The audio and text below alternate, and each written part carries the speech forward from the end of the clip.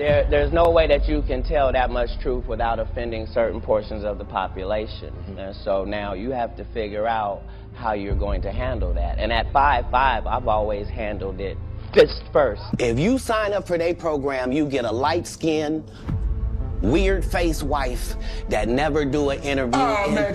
Listen, in 20 years, won't do an interview. Nobody's ever talked to her, and she's never been interviewed anywhere. With Beyonce, you know, it's just a weird thing because I do love her so much, and I would never, ever want to do anything to hurt her or her image because she's, you know, she's important to us, but it's just a weird thing right now. Like, I love Beyonce still. And then you have celebrities like a Jay-Z. And this is where I think the whole fallout with the Beyonce, she's just kind of in the crosshairs because of all of what's going on in the media with respect to Jay-Z. There's no vindication for me because for 4 years, I've been screaming, not just Diddy, but Diddy and Jay-Z are monsters. And the victim-making machine kept going on. A long time before the year 2024 began, Katt Williams had previously sown a thought within the collective consciousness. Through various dialogues and comedic performances, he cautioned that the world of show business was moving toward a moment of accountability, a period where long-guarded systems of authority would start to crumble. During those moments, numerous individuals brushed off his statements as humorous overstatement or mere attempts to provoke. However, as circumstances started to happen in the present, those vintage videos began reappearing with significant importance. Initially, there were the widely covered legal difficulties involving Diddy, which signaled a major change in how the public perceived formerly invincible personalities. Now, as the discourse turns toward Jay-Z, certain followers feel that Katt's schedule is unfolding precisely as he foresaw. Increasing the intensity of the theories are digital claims hinting that Jay-Z and Beyoncé might have departed the United States for an anonymous destination.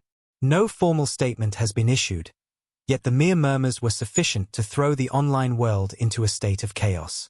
At the heart of this revived debate is a lately distributed report citing a past FBI lead linked to the Epstein documents where Jay-Z's identity alongside Pusha T and Harvey Weinstein was cited.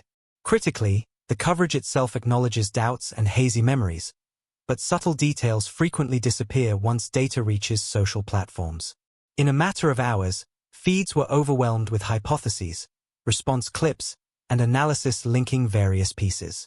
Some acted with care, while others acted with total abandon. People like Jay-Z and Pusha T, they made their living killing our people, so how the they'll stand up for our people? You know what I'm saying? But we forget that because we love Jay-Z's music so much. You love Pusha's music so much, right? But you think they would ever, Beyonce had the best fit for somebody else?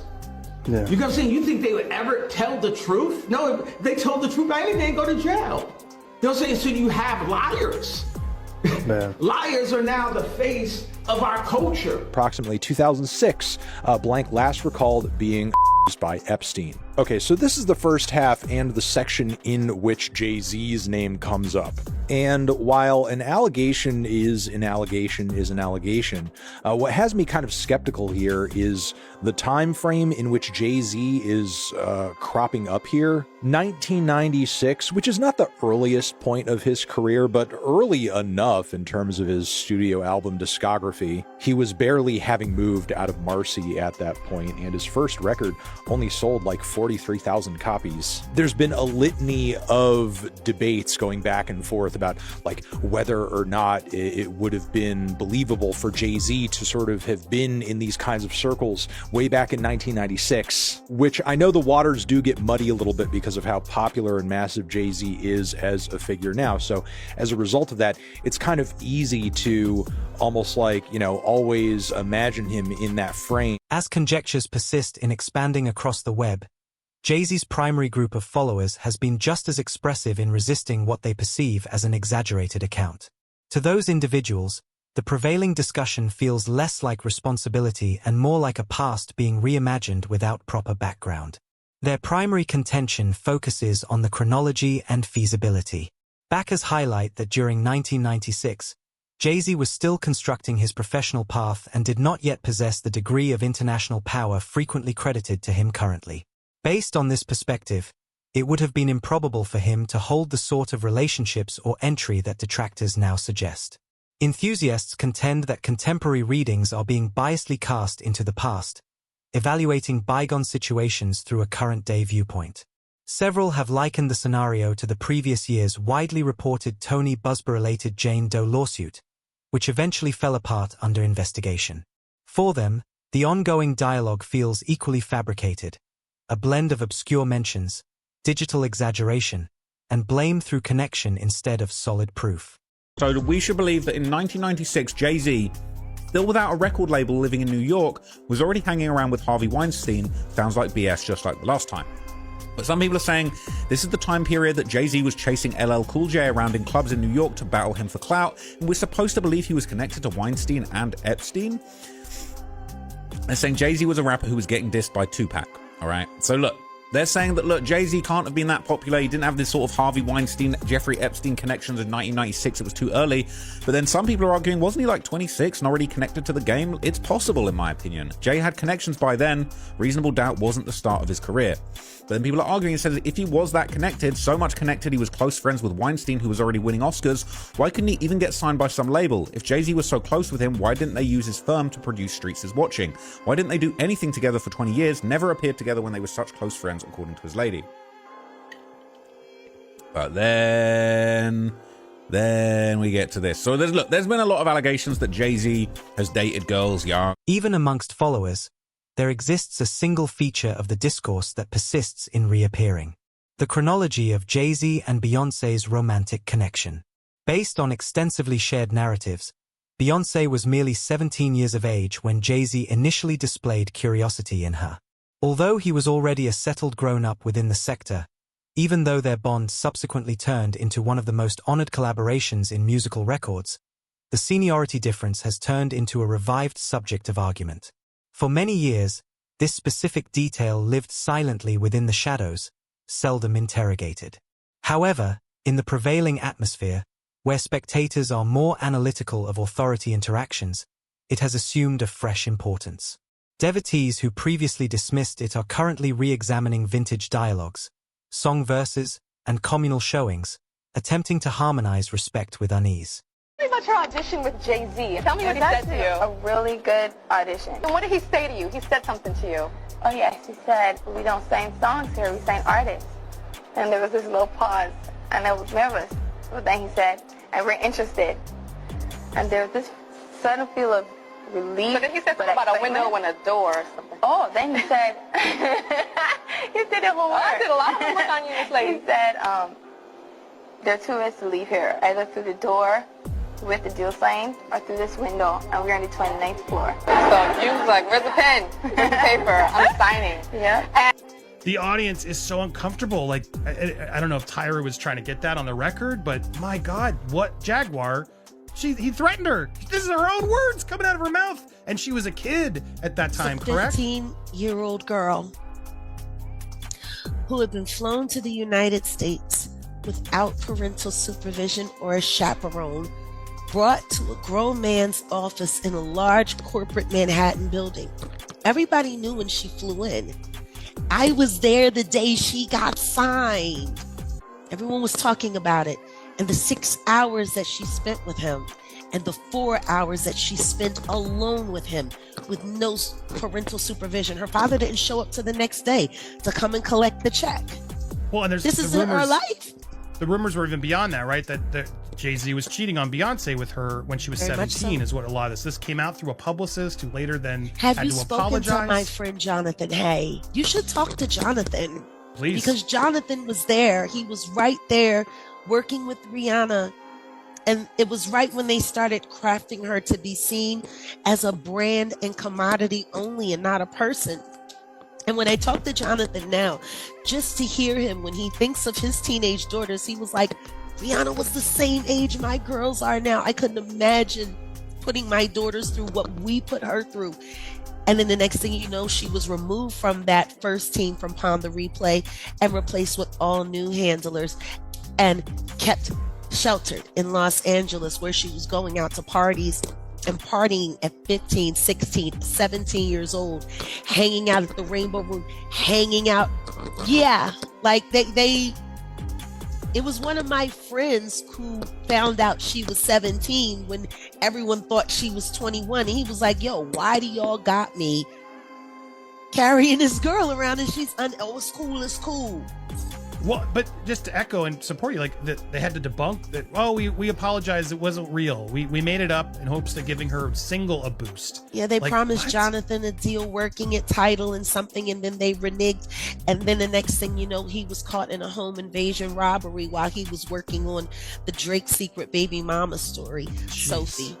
He was duct taped him and his daughter, and he was pow whipped in front of his child. So, you know, there's a lot that goes on in the backdrop. And I know the PTSD. I know what it's like to be in a trunk, you know. Speaking of PTSD, you made a comment about this. Like, this was from the Super Bowl appearance more recently. This bothered you, seeing her put the Rockefeller's logo out there. If you what go was your back instinct to that? and watch, it was almost as if she didn't want to put her hands up, and then she looked over where Jay-Z's box was, and then you just see her hand. She look at her. She's looking at his box. She didn't want to do it. She didn't even want to do. As dialogues broadened, a different identity reappeared. Aaliyah. The deceased vocalist's inheritance has persistently been encompassed by both admiration and unresolved inquiries. During late periods, her identity has been dragged back into communal discourse, not due to fresh proof, but due to revived conjecture ignited by vintage pictures and dialogues. Portrayals of a youthful Aaliyah next to Jay-Z have spread extensively, triggering debates regarding his documented attraction toward her during a period when she was already linked to R. Kelly. To certain individuals, these reappeared instances feel disturbing when perceived through a contemporary viewpoint, particularly considering how much has since been disclosed regarding business authority interactions. More disputably, digital platforms have rekindled hypotheses implying that Aaliyah's passing was not merely a calamitous mishap. These assertions stay unvalidated and intensely theoretical. Nevertheless, they persist in gaining momentum owing to the sentimental importance of her narrative and the unsettled essence of her departure. It is vital to emphasize that there exists no confirmed proof backing these hypotheses. Even so, the endurance of these debates underscores a more extensive problem. When openness is missing, guesswork occupies the emptiness. Oh, what's really up? She was unconscious. She didn't choose to get on that plane.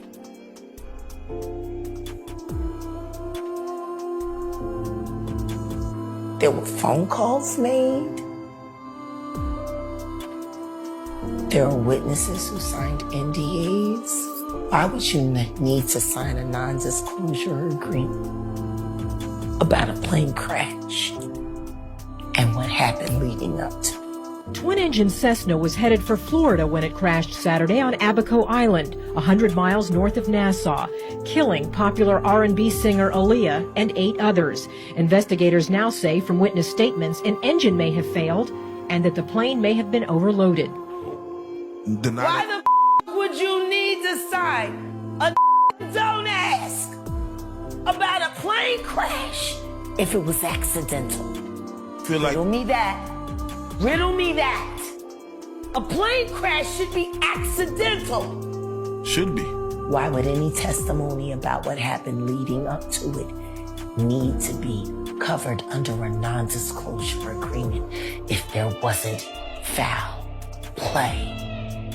Stricken parents, her aunt Gladys Knight, Aaliyah's boyfriend Damon Dash, fellow hip-hop honcho Sean Puffy Combs, R&B singers Usher, Maya, and Monica, hip-hop artists Jay-Z, Busta Rhymes, Lil' Kim, Missy, even former heavyweight champ Mike Tyson. As Aaliyah's casket was moved from the famed Frankie Campbell Funeral Chapel, her heartbroken mother, Diane Houghton, gently acknowledged the crowd of mourners. He was after Beyonce when she was before 18, correct? I mean, as we go through the timeline, they claim, oh no, I met him at 18 and then we waited till I was 19, but they knew each other when she was like 15, 16, correct? He clearly had eyes, and it's not the only one, right? There's Aaliyah as well. I was looking at these photos. There's a history but of Aaliyah this, right? definitely. A lot of people don't realize the timeline, but after everything went bad with Robert Kelly and he had to divorce Aaliyah, Jay-Z was interested while she was still underage. And as she started spending more time in New York, he was very, very, very right there. She didn't want that. She didn't want that with him. And if there's one thing I can tell you about Sean Carter, being embarrassed and being rejected are things he does not handle well. You know, a lot of people say, oh, you're crazy. He didn't do anything to Big L. He didn't do anything to Lamont Coleman. But I think people tend to forget, if Dame had successfully signed Lamont to Rockefeller, we wouldn't even know about Reasonable Doubt. It would have stayed a cult classic, probably sold 750,000. If Lamont Coleman had signed to Rockefeller, he would have been the star. He's always removed anything that can make him look as average as he is. I don't know how many times they used to tell the story, oh, he has a photographic memory. He remembers all of his lyrics, yet he's always had a teleprompter in the floor at his shows. That's why he would always sit down and look down at his look like he was looking at his shoes. No, he was reading the lyrics. He is a magician. Everything you see about him is an illusion. But what he loves most is controlling youth. Well, that was something Nas said way back, saying, yeah, he was indulging with these back with R. Kelly. And I wish I hadn't signed paperwork. And I wish I hadn't taken money. I wish. Well, there's a lot of it you can't say. Everybody else that didn't. I spent my time collecting these people. And they will have their day, and we will all get justice. While grave dialogues unfolded, the World Wide Web performed what it constantly executes. It transformed the instance into comical images. Online provocateurs overwhelmed feeds, blending news titles with wit, mockery, and entertainment media references. Well-known identities such as 50 Cent, Rihanna, and Nicki Minaj turned into segments of the discourse, either straight away or through roundabout ways.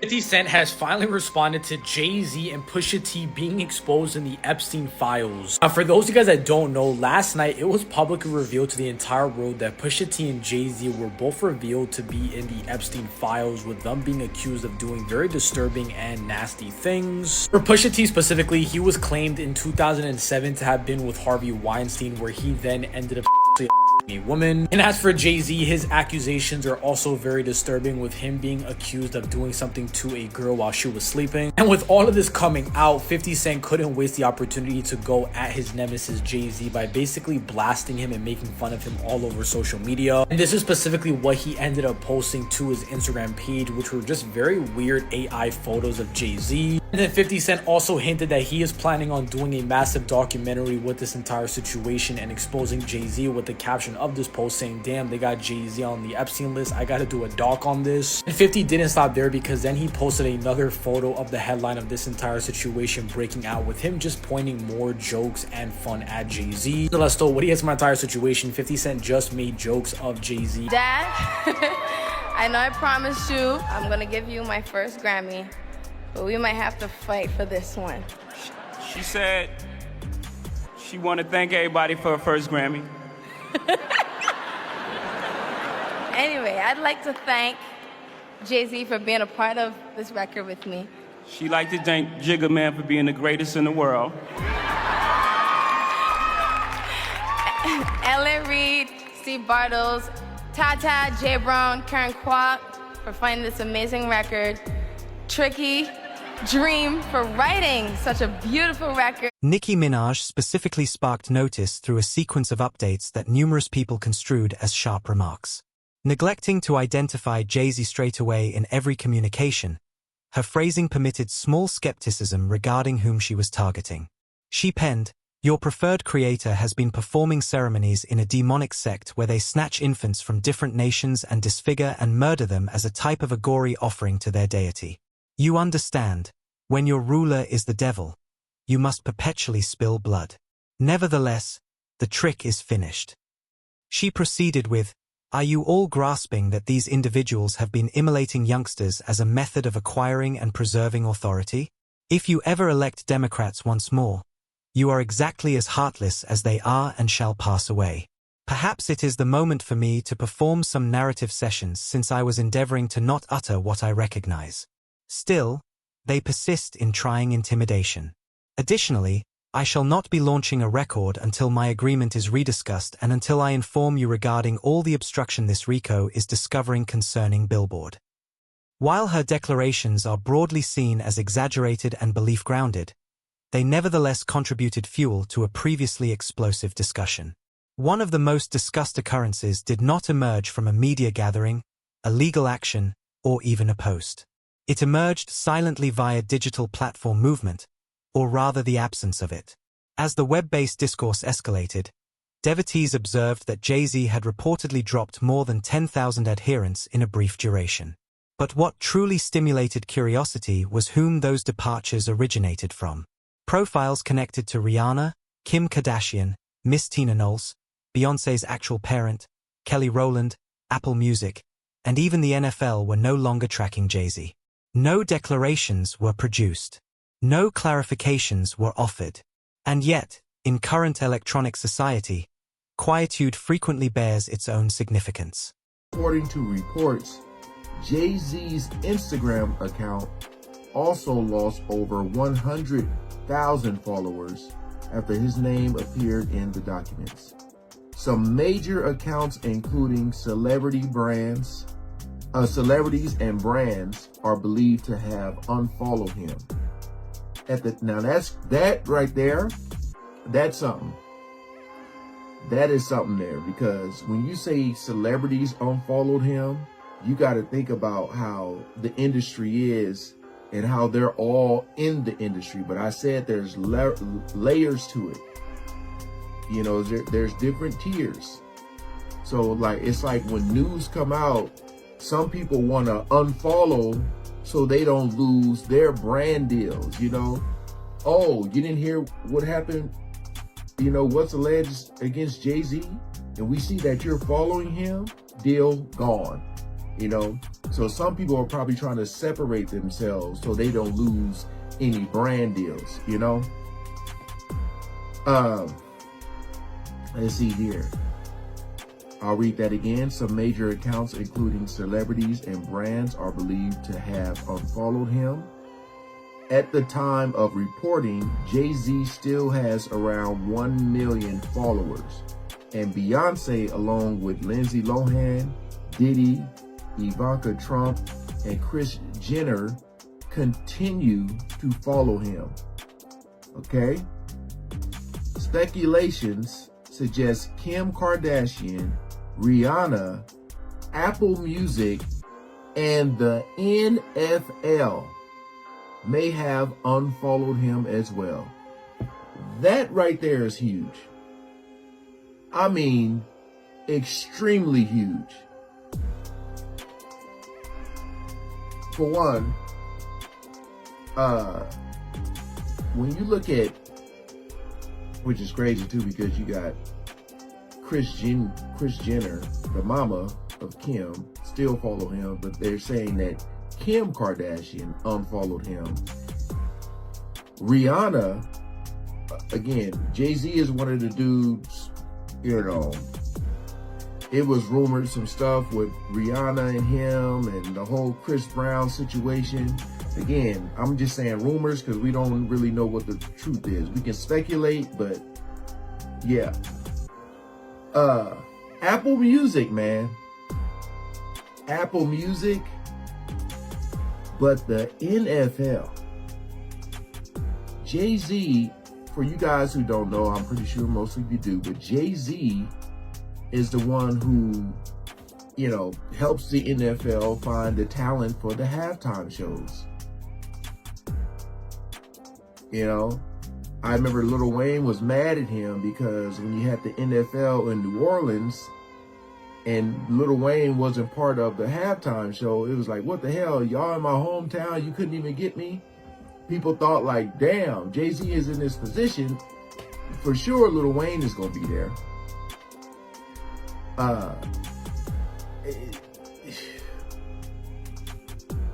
This is huge. As conjecture persisted in growing rapidly, a fresh assertion started spreading across the web that Jay-Z had allegedly departed the United States for an unidentified location.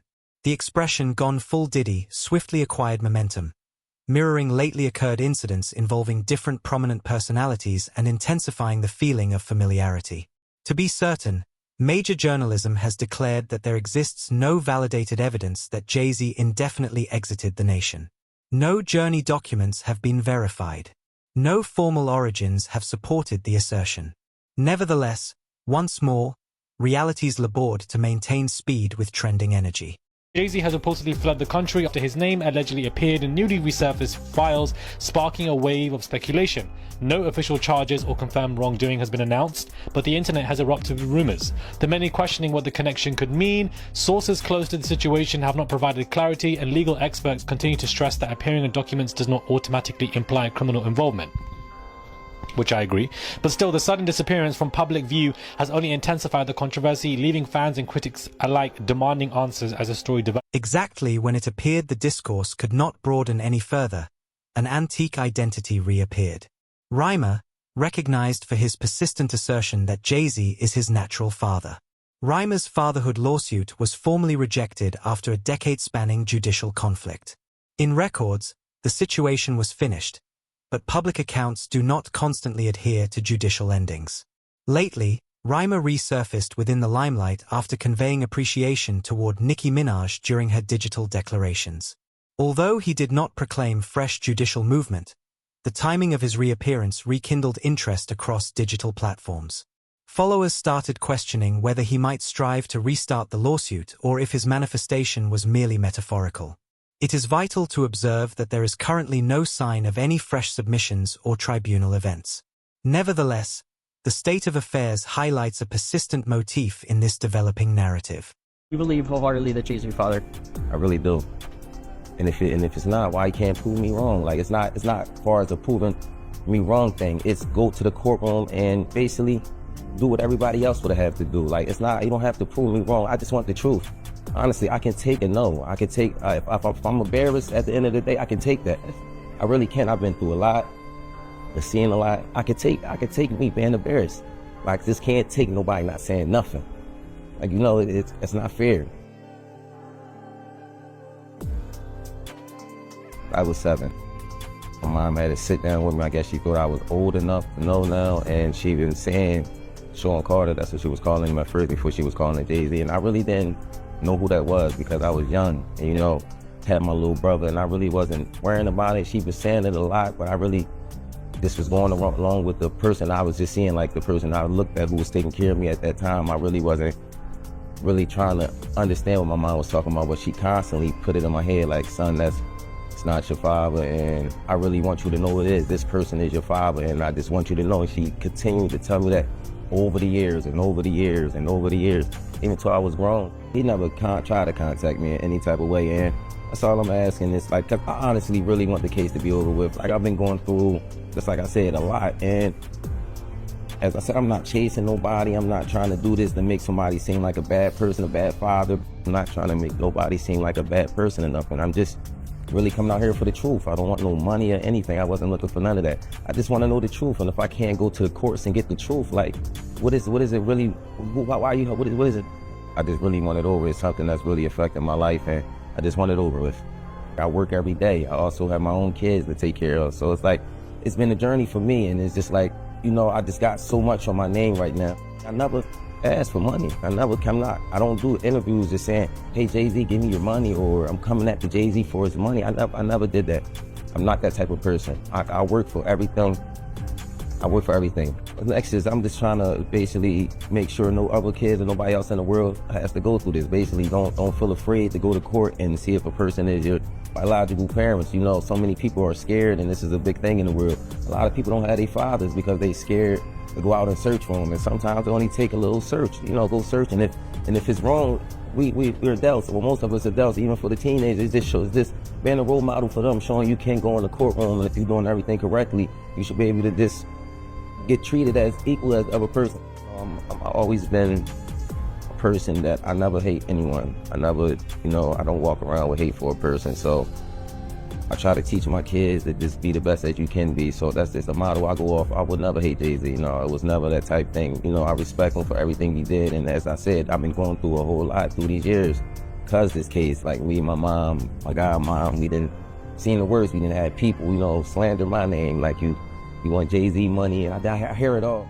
I'm going to fight until I'm not here no more, and it's never going to be against no one. Like, I'm going to continue to fight. It'll take another 10 years, maybe another 50. Maybe I'll take this to... Thus, what is your opinion? Is this the digital world racing in front of the realities, or are we observing the primary phases of a different business accountability? Inform us within the remarks underneath. And if you enjoy this clip, press that registration icon so that you perpetually do not overlook any fresh recordings. And until that moment, relatives, remain authentic.